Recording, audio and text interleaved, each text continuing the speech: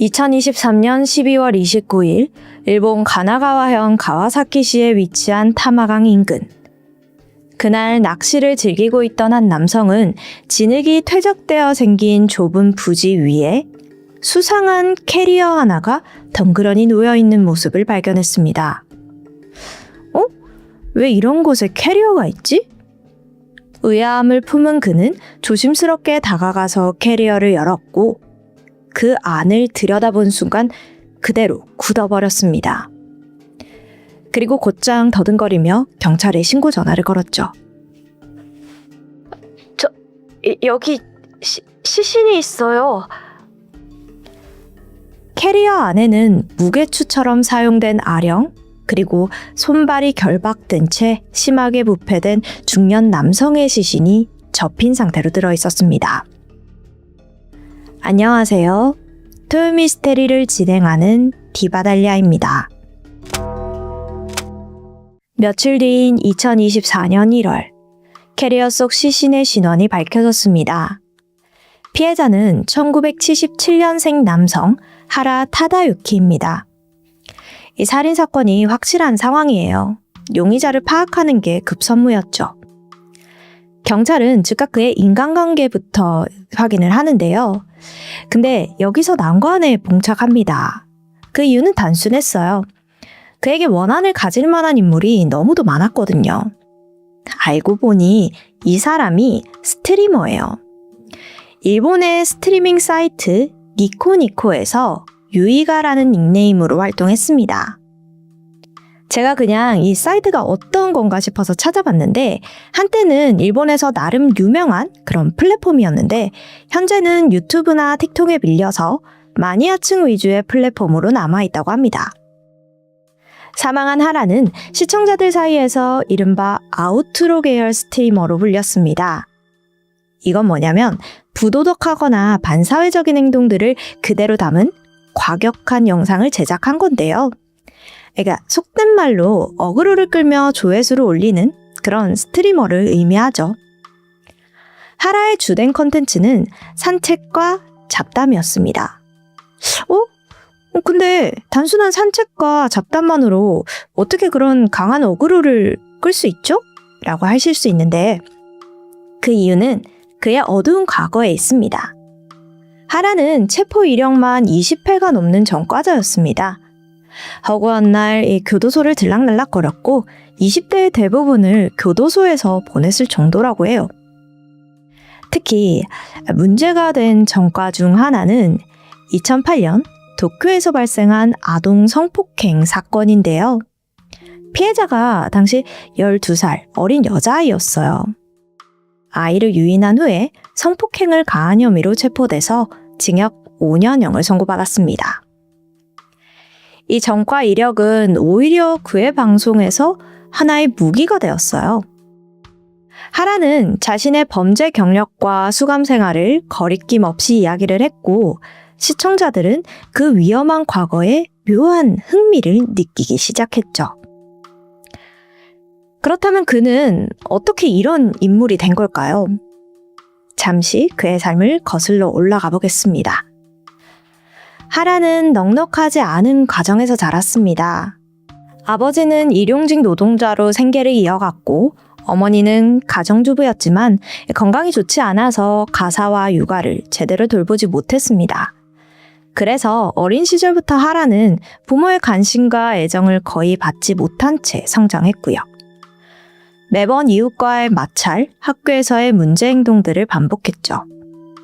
초등학교 고학년 무렵부터는 수업 중 이탈, 금품 절도, 친구 폭행 등으로 비행 청소년으로 낙인 찍혔습니다. 중학교 진학 이후에도 상황은 크게 달라지지 않았고요. 학교폭력 가해자로 수차례 징계를 받았고 결국 중퇴에 가까운 형태로 학교를 떠난 것으로 알려져 있죠. 이후 그는 비행 청소년 무리들과 어울리고 다니면서 이 도쿄 외곽 지역에서 빈집털이와 오토바이 절도 등 이 각종 소년 범죄에 가담했습니다. 그리고 16살 때는 처음으로 경찰에게 체포되죠. 이때부터 전과자의 삶이 시작되었어요. 그리고 성인이 된 후에도 특별한 기술이나 직업을 갖지 못한 채 범죄로 생계를 유지하면서 복역과 출소를 반복하는 전형적인 재범자의 경로를 걷게 되었습니다.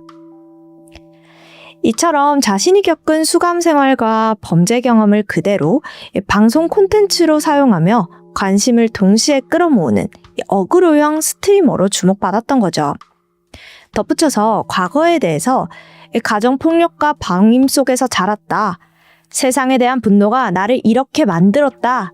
라는 식의 발언을 하면서 자신의 범죄 이력을 일종의 생존 서사로 소비하기도 했습니다. 이런 태도는 일부 시청자들에게는 동정심을, 다른 이들에게는 혐오감을 동시에 불러일으켰죠.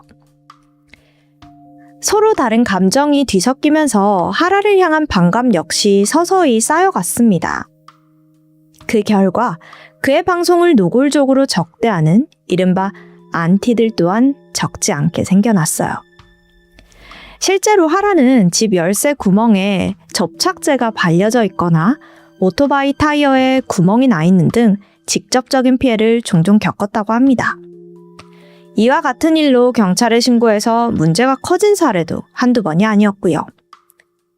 스트리머 생태계에서는 충성도 높은 팬층 없이는 사실 안정적인 수익을 기대하기가 좀 어렵잖아요. 시청자들과의 관계에서 원만하지 않았던 하라는 수입이 들쭉날쭉했을 뿐만 아니라 큰 돈을 벌지도 못했습니다. 한때는 생활고가 심각해서 노숙자 보호소에서 지내야 했을 정도였다고 해요. 시궁창 같던 하라의 삶에도 한 줄기 동아줄은 있었습니다. 바로 전 여자친구였어요. 두 사람은 되게 애틋했다고 해요. 적어도 처음에는 그랬죠. 하지만 이들의 관계는 점점 어긋나기 시작합니다. 그저 전 여친의 등골을 빨아먹으며 살아가던 한 남자였을 뿐이었어요. 관계가 어긋나기 시작한 계기는 아주 단순했습니다. 하라가 전 여친의 신용카드를 무단으로 사용하면서부터였어요.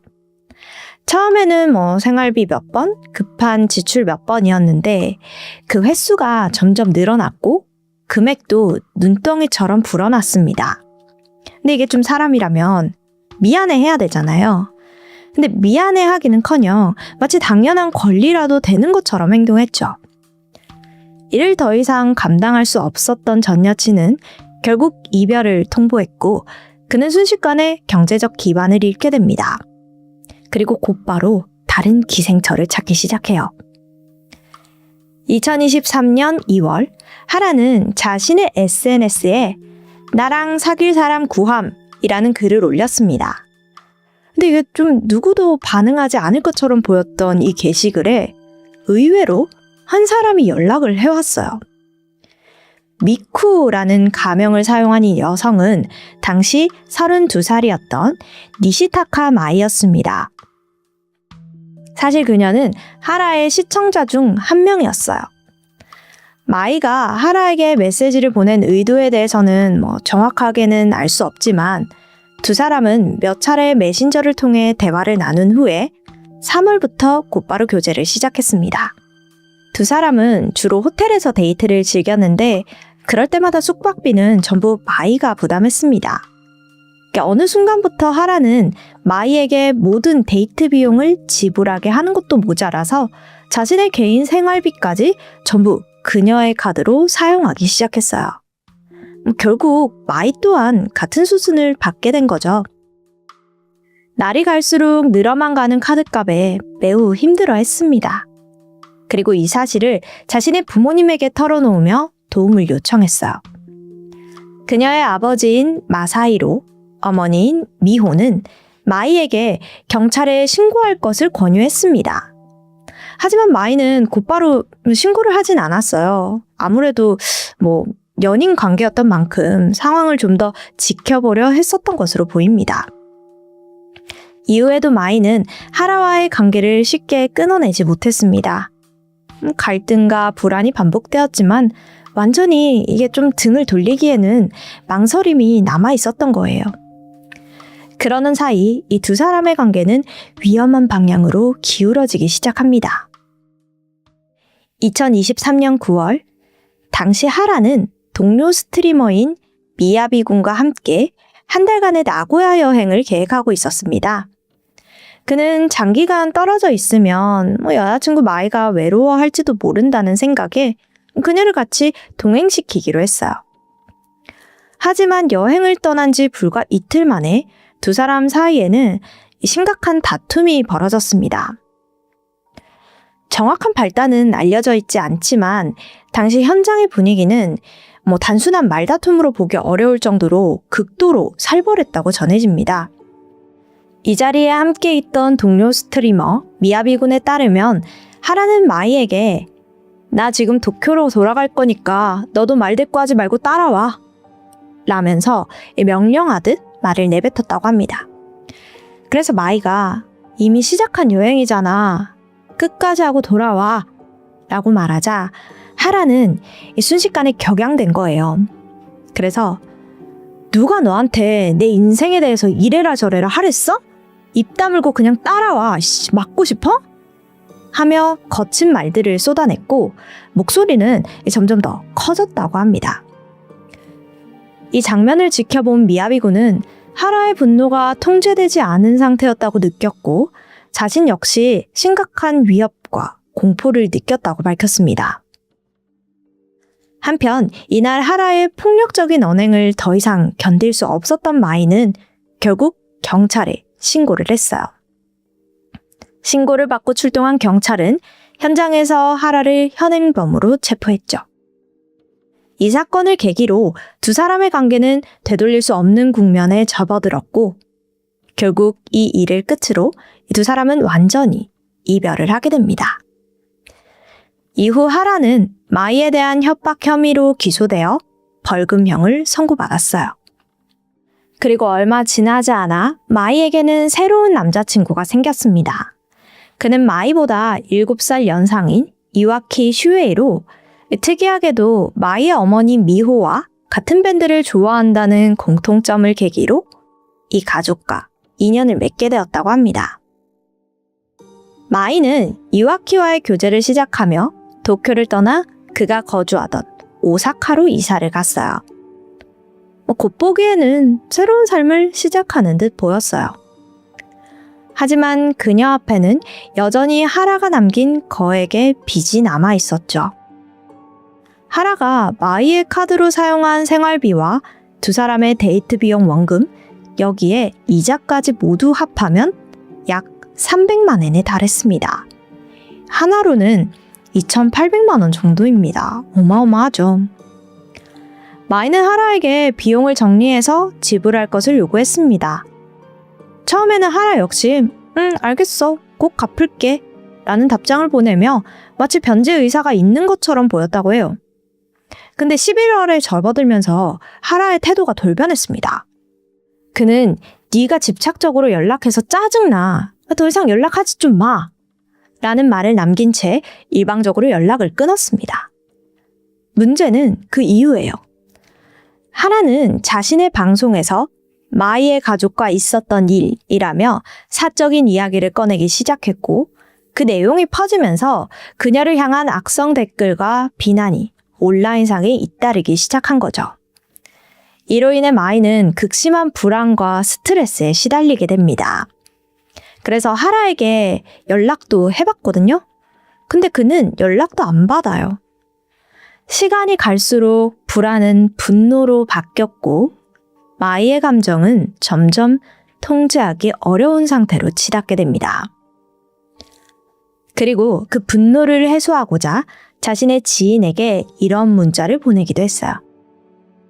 걔 방송 보고 있는데 진짜 개구라만 치고 있어. 뭐야 쟤?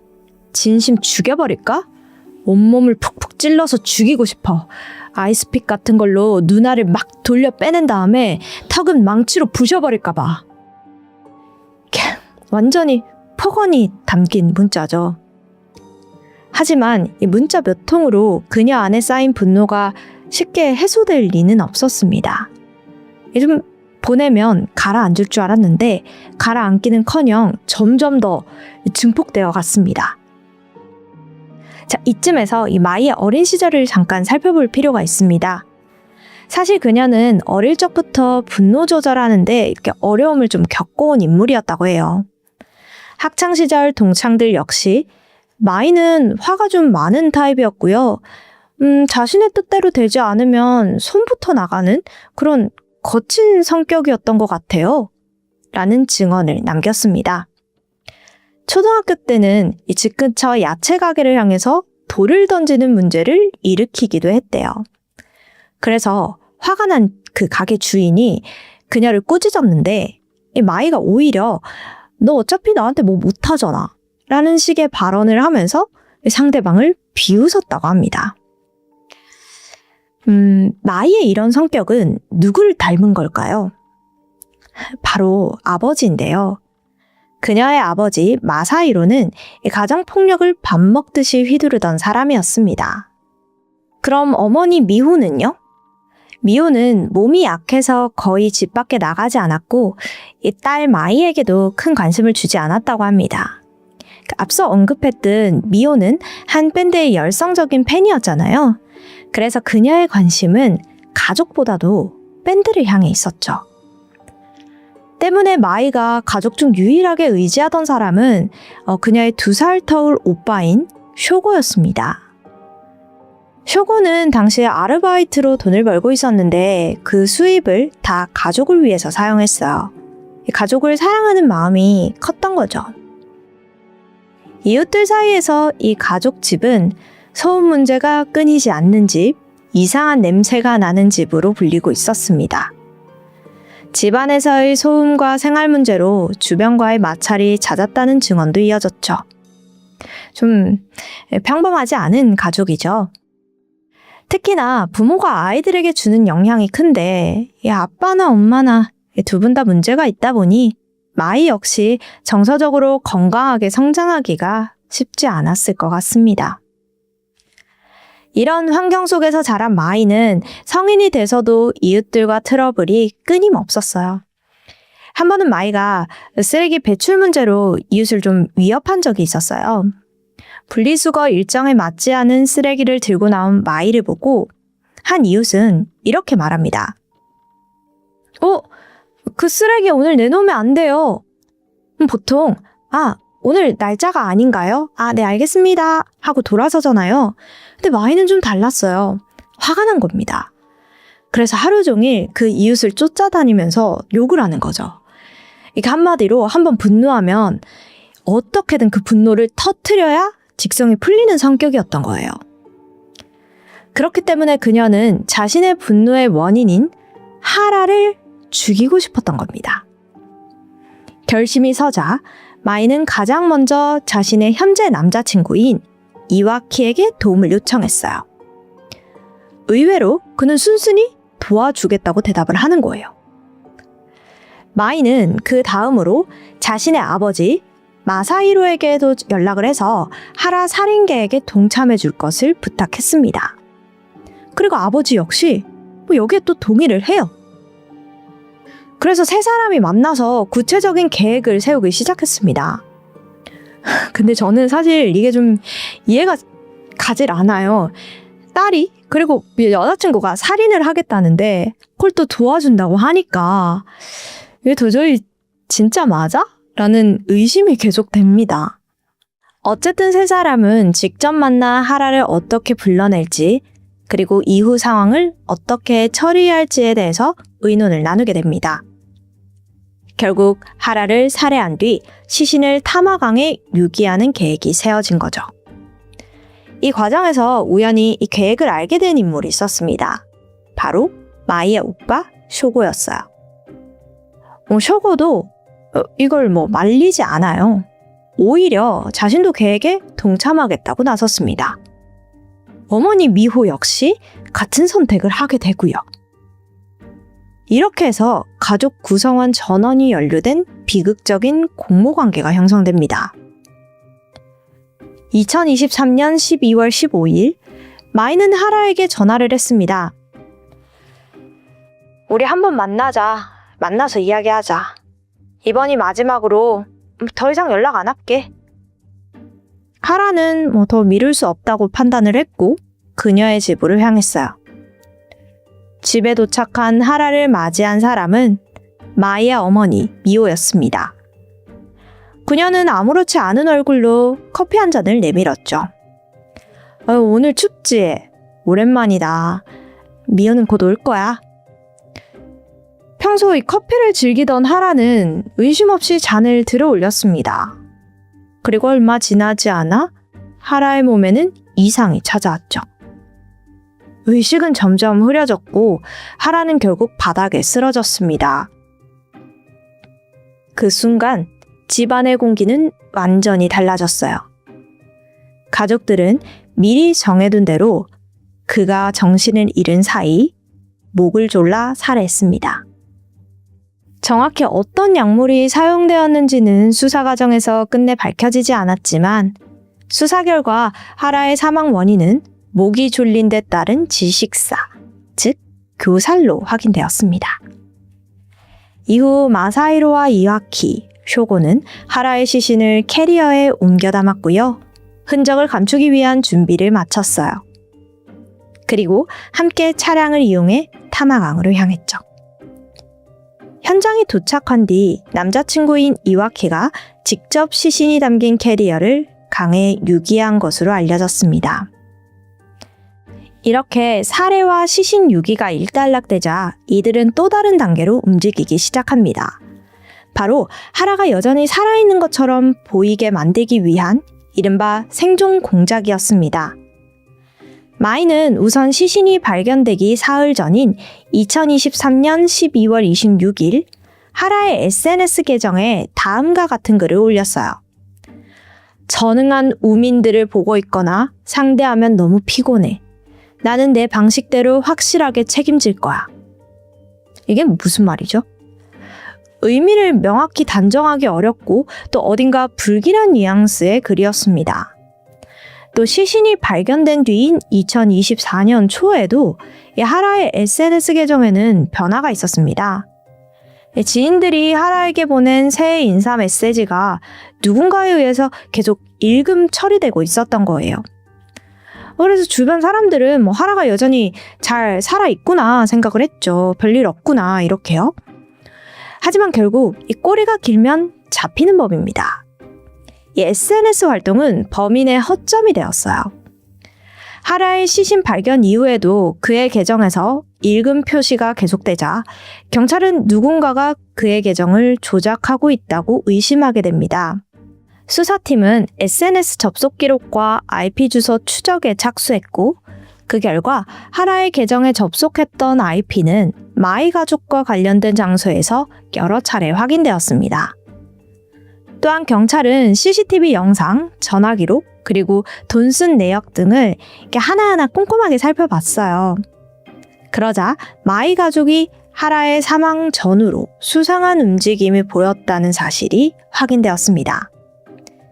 예를 들어서 하라의 계좌에서 누군가가 돈을 인출했는데 그 시간에 마이 가족 중 한 명의 차량이 은행 근처에 있었던 기록이 확인되었고 CCTV 영상에는 하라의 마지막 행적이 포착된 장소 근처에서 이 마이 가족의 차량이 찍힌 장면도 발견되었죠. 결국 경찰은 2024년 5월 마이 가족과 이와키 등 전원을 하라 살인 및 시신 유기 혐의로 체포하는 데 성공했습니다. 어머니 미호를 제외한 모든 이들은 범행을 인정했어요. 그리고 가장 먼저 아버지 마사히로와 남자친구 이와키의 재판이 열렸죠. 2025년 7월 검찰은 이 두 사람에게 각각 징역 13년, 18년을 구형했습니다. 피해자는 살해당할 만큼 큰 잘못을 저지르지 않았다라는 말을 시작으로 이 사건이 얼마나 강한 사리를 가지고 계획된 살인 사건인지 하나하나 지적했죠. 하지만 재판부는 조금 달랐습니다. 두 사람이 하라와 직접적인 원한 관계에 있는 것도 아니고 범행 동기 역시 마이에게 있기 때문에 주도적으로 범행을 저질렀다고 하기에는 어렵다라는 이유로 징역 13년과 15년을 판결했습니다. 그리고 사건의 중심 인물인 마이를 비롯한 미호와 쇼고의 재판은 아직 시작되지 않았다고 해요. 하지만 살인의 주범격이라 여겨지는 마사히로와 이와키의 형량을 고려할 때 이들의 형량 역시 그리 길지 않을 것으로 추정됩니다. 이 사건은 일본에서 피해자도 가해자도 그 누구도 동정할 수 없는 사건이라며 꽤 큰 화제가 되기도 했습니다. 심지어는 막장 인생을 살아온 하라가 더 이상 어그로를 끌지 않아도 되도록 마이가 도와준 거 아님? 이라는 말로 하라를 비꼬는 이들도 있었고요. 한마디로 하라는 자신의 인생에 대한 인과응보로서 살해당했다는 거죠. 등장인물 전원이 악마인 이번 사건. 죽어서도 동정받지 못하는 인생을 살아온 하라는 저승에서도 자신이 살해당하는 순간에 대한 썰을 풀고 있을지도 모르겠습니다. 지금까지 디바달리아였습니다. 1992년 일본 히로시마현에서 태어난 와타나베 다이치는 선천적으로 약간의 자폐증과 발달장애를 가지고 있었습니다. 그의 가족 구성원을 보면 부모님 그리고 누나가 있는데요. 특히 누나는 동생 다이치를 예뻐했다고 해요. 집은 화목하고 사랑이 가득했습니다. 장애가 있던 그는 학창시절 내내 특별 지원학급에 다녔어요. 참고로 이게 뭐냐면 발달장애, 지적장애, 자폐 스펙트럼, 청각 시각장애 등 학습이나 생활에 특별 지원이 필요한 학생들을 위해서 마련된 학급입니다. 그래서인지 대인관계에 종종 어려움을 겪었어요. 지원학급에 다닌다는 사실 자체가 대인관계를 나쁘게 만든다기보다는 분리된 환경과 주변 아이들의 편견 그리고 발달 특성이 겹쳐서 어려움이 발생합니다. 어쨌든 다이치는 평소 조용하고 어른스러운 성격이었어요. 하지만 가끔은 감정을 제대로 다스리지 못할 때가 있었죠. 특히 친구들에게 무슨 말을 들은 날이면 씩씩대면서 집으로 돌아오곤 했습니다. 어린 아이들은 이런 다이치의 모습을 이해하지 못했고 결국 그는 왕따를 겪는 일도 있었죠. 중학생, 고등학생이 되어서도 상황은 크게 달라지지 않았어요. 그는 학교에서의 시간 대부분은 홀로 보냈습니다. 다이치에게 항상 버팀목이 되어준 존재는 언제나 가족뿐이었죠.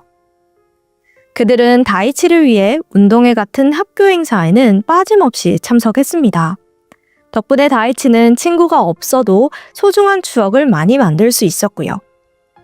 그렇게 학교를 무사히 졸업한 그는 성인이 된 후 파트타임 일을 하면서 스스로 돈을 벌기 시작했습니다.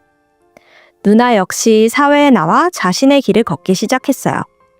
빼어난 외모 덕분에 연예계에 진출하게 된 그녀는 히로시마를 떠나 도쿄에서 생활하게 됩니다.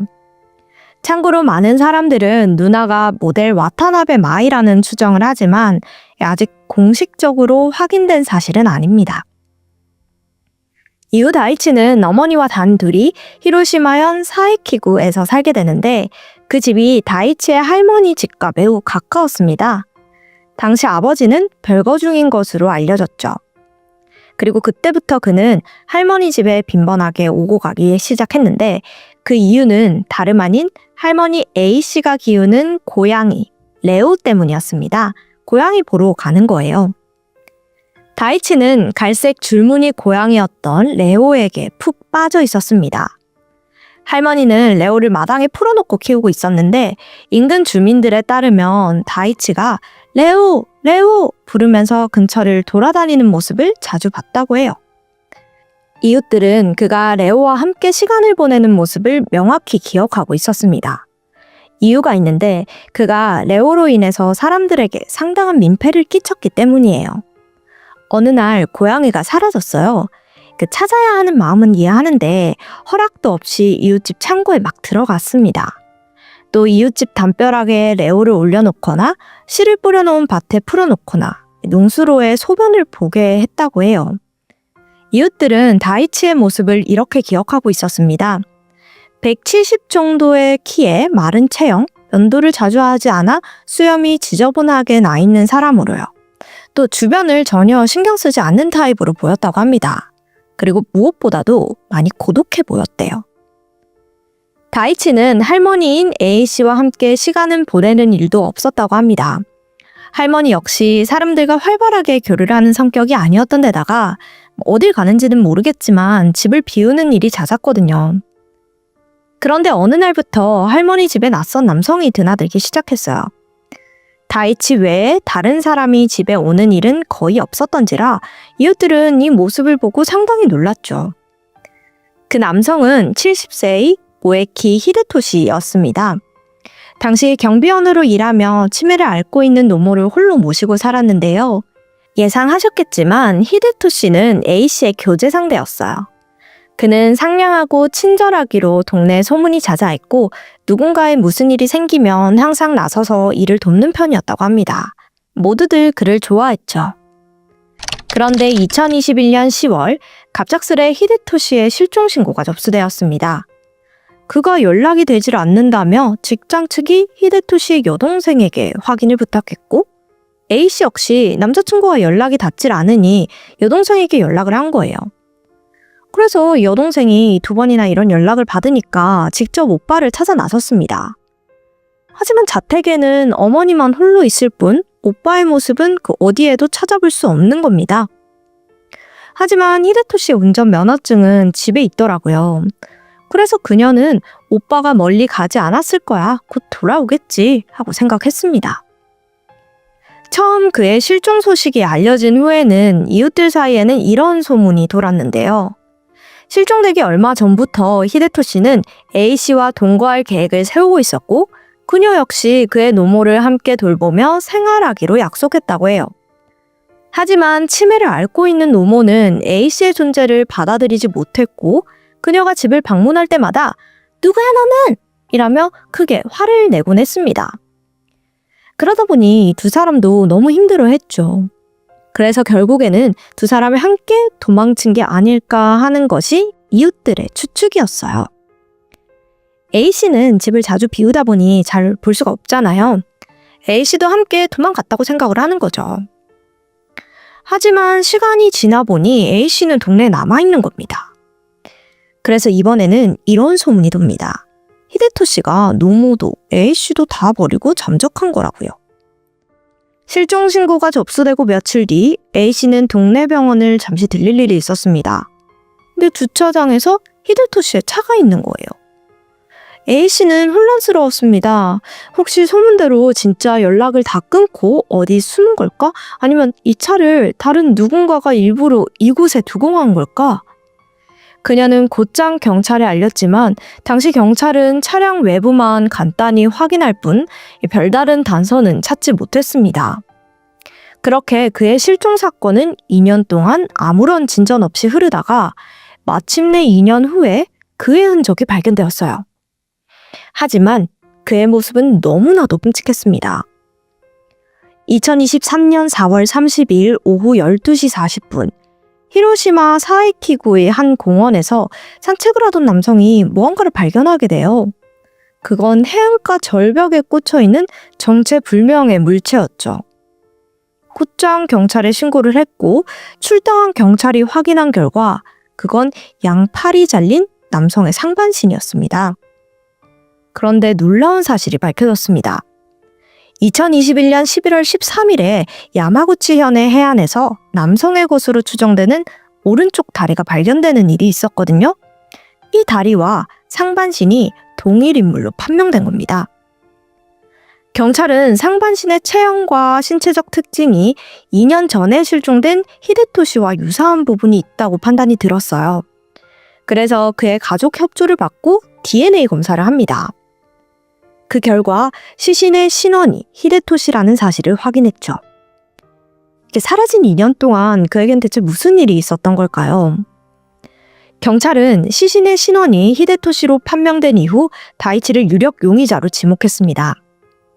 정확한 경위는 알려져 있지 않지만 아무래도 히데토시가 주변 인물 중 가장 깊은 관계를 맺고 있었던 인물이 A씨였고 그녀 집에 자주 드나들었던 인물이 다이치 그리고 히데토시 단 2명이었기 때문에 두 사람이 어떠한 형태로든 얽혀 있을 거라고 추측했을 가능성이 높아 보입니다.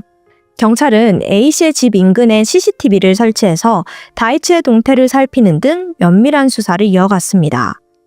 그리고 마침내 2023년 10월 1일 그를 시체 손괴 및 유괴 혐의로 체포하게 됩니다. 이때 다이치는 묵묵히 자신의 혐의를 인정했어요. 그가 진술한 사건의 전말은 이렇습니다.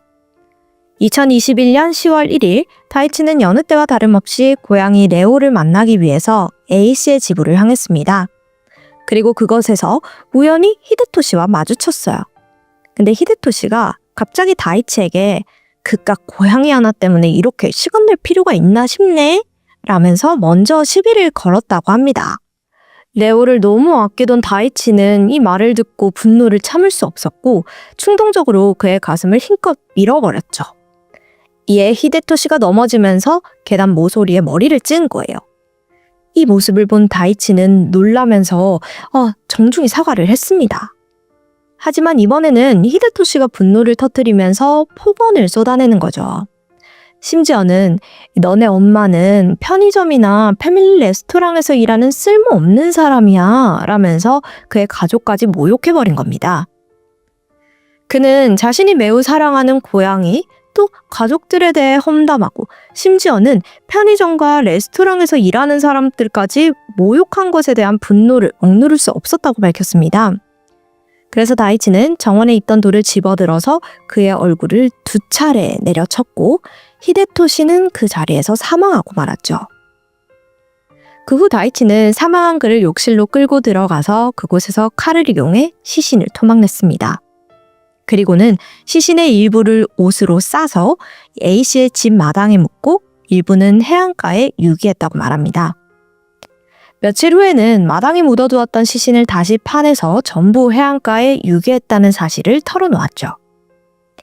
이렇게 사건이 마무리되나 싶었는데 얼마 지나지 않아 그가 진술을 뒤집어요. 사실 히데토 씨를 살해한 건 제3자이고 자신은 시신을 유기하기만 했다는 겁니다. 바꾼 진술은 이러했습니다. 우선 자신이 히데토 씨의 얼굴을 돌로 내려친 것까지는 맞다고 인정을 했어요.